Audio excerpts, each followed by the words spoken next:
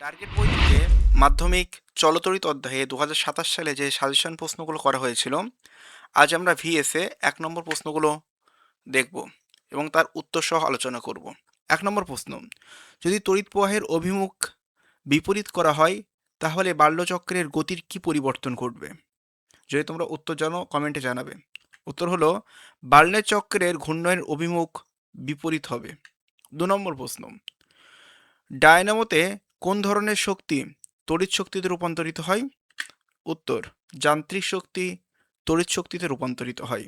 3 নম্বর প্রশ্ন: বৈদ্যুতিক হিটারে ব্যবহৃত তারটির বৈশিষ্ট্য লেখো। বৈদ্যুতিক হিটারে যে তারটা ব্যবহার করা হয় তার বৈশিষ্ট্য কি? উত্তর: উচ্চ রোধাঙ্ক বিশিষ্ট ও উচ্চ গলনাঙ্ক যুক্ত নাইক্রোম তার ব্যবহার করা হয়। মানে বৈদ্যুতিক হিটারে যে তারটা ব্যবহার করা হয় সেই তারটা রোধাঙ্কটা উচ্চ থাকে এবং গলনাঙ্কটা উচ্চ থাকে। 4 নম্বর প্রশ্ন: সত্য মিথ্যা নির্ণয় করো।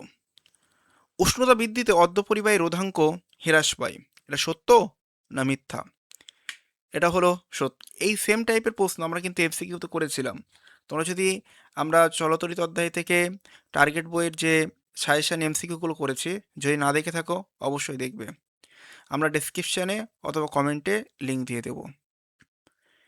5 নম্বর প্রশ্ন: একই পরিবাহীর একটি সরু তার ও একটি মোটা তারের দৈর্ঘ্য সমান, একই বিভব প্রভেদে রাখলে কোনটির মধ্য দিয়ে বেশি তড়িৎ প্রবাহিত হবে? উত্তর: মোটা তারের মধ্য দিয়ে বেশি পরিমাণ তড়িৎ প্রবাহিত হবে, কেননা আমরা জানি যে তড়িৎ প্রবাহটাই প্রস্থচ্ছেদ ক্ষেত্রফলের সঙ্গে সমানুপাতি থাকে। 6 নম্বর প্রশ্ন: একটু অর্ধপরিবাহীর উদাহরণ দাও। অর্ধপরিবাহী সেমিকন্ডাক্টর উদাহরণ: জার্মেনিয়াম, সিলিকন, এগুলো হচ্ছে সেমিকন্ডাক্টর বা অর্ধপরিবাহী। 7 নম্বর প্রশ্ন: পরিবাহিতাঙ্কের অনন্যককে কি বলে? উত্তর: রোধাঙ্ক। পরিবাহিতাঙ্কের অনন্যককে বলা হয় রোধাঙ্ক। 8 নম্বর প্রশ্ন: কোন সমবায়ের ক্ষেত্রে তুল্যরোধ বৃদ্ধি পায়? উত্তর: শ্রেণী সমবায়ে তুল্যরোধ বৃদ্ধি পায়। 9 নম্বর প্রশ্ন: কোন মূলনীতির ওপর ভিত্তি করে জেনারেটর বা ডায়োড কাজ করে? উত্তর: তড়িৎচুম্বকীয় আবেশের নীতির ওপরে কাজ করে। তোমরা যদি প্রশ্নের উত্তর জানো তাহলে অবশ্যই কমেন্টে জানাবে।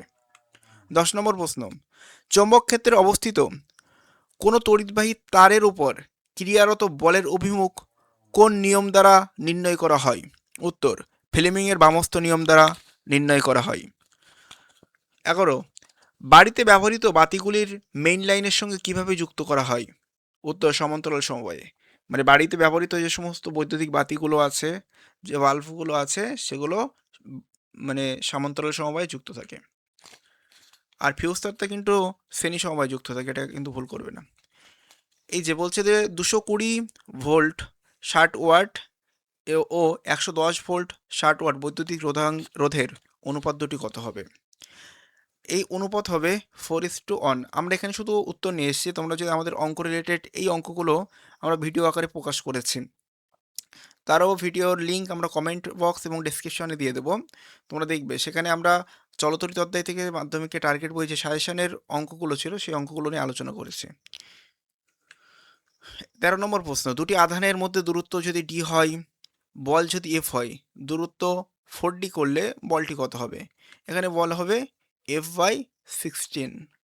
এই অঙ্ক আমরা কিন্তু করেছি, তোমরা কিন্তু অঙ্কগুলো দেখে নেবে। প্রশ্ন: আন্তর্জাতিক নিয়ম অনুসারে নিউট্রাল তারের রং কি? নিউট্রাল তারের রং হলো ব্লু বা নীল। কোন বাল্বের অধিক পারদজনিত দূষণ ঘটে? পারদজনিত দূষণ কোন বাল্বের ফলে ঘটে? সিএফএল বাল্বে পারদ থাকার জন্য এখানেই পারদজনক দূষণ ঘটে। 16 নম্বর প্রশ্ন: এসিকে ডিসিতে রূপান্তরিত করার যে যন্ত্র ব্যবহার করা হয় তার নাম কি?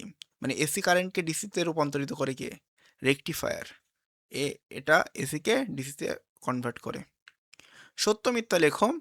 ডিসি ভোল্টেজের ট্রান্সফরমারে কার্যকারী নয়।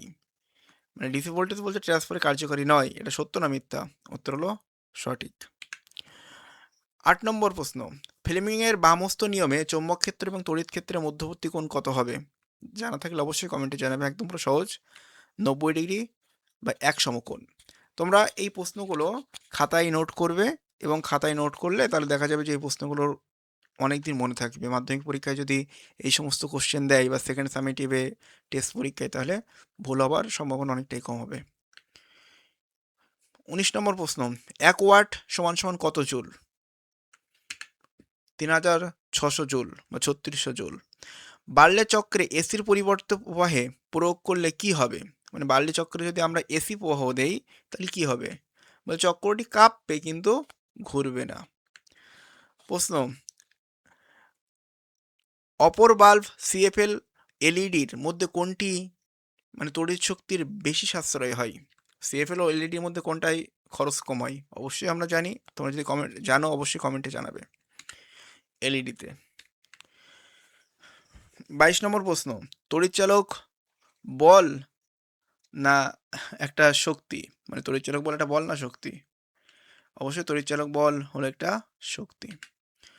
একটি যন্ত্রের নাম লেখো যাতে চৌম্বক তড়িৎচুম্বক ব্যবহার করা হয়। কতগুলো যন্ত্রের নাম তোমরা তো অবশ্যই জানো, আমরা এখানে একটাই নিয়ে এসেছি, বৈদ্যুতিক ঘন্টা। প্রশ্ন 24 নম্বর প্রশ্ন, তড়িৎ আধানের এসআই একক কি? তড়িৎ আধানের এসআই একক হলো কুলম্ব। 25 নম্বর প্রশ্ন, আমাদের দেশে এসি কম্পাঙ্কের মেন্সের কম্পাঙ্ক কত? 50 হার্টজ। এই ছিল চলতরিত অধ্যায় থেকে টার্গেটের ভিএসএ মানে 1 নম্বরের প্রশ্নগুলো। আমরা সম্পূর্ণটাই এখানে নিয়ে আসলাম উত্তর সহ। তোমরা খাতায় নোট করবে এবং খাতায় নোট করে বারবার রিভাইজ করবে। তাহলে এই যে 1 নম্বরে যে প্রশ্নগুলো আমরা আলোচনা করলাম, এমসিকিউ যেগুলো আলোচনা করলাম, এই এমসিকিউ 1 নম্বরের প্রশ্নগুলো ভুল হওয়ার সম্ভাবনা অনেকটাই কমে যাবে। আর শর্ট কোশ্চেন তো প্রত্যেকবার অনেকগুলো করেই থাকছে মাধ্যমিকে। প্রায় 36 নম্বর বলে কিন্তু প্রায় 50-এর অধিক শর্ট কোশ্চেন থাকে। ভালো করে প্র্যাকটিস করবে। আমরা দ্রুতই সমস্ত অধ্যায়ের মাধ্যমিক টার্গেট বইতে যে প্রশ্নগুলো আছে এবং সাজেশান সব নিয়ে আসবো আমরা।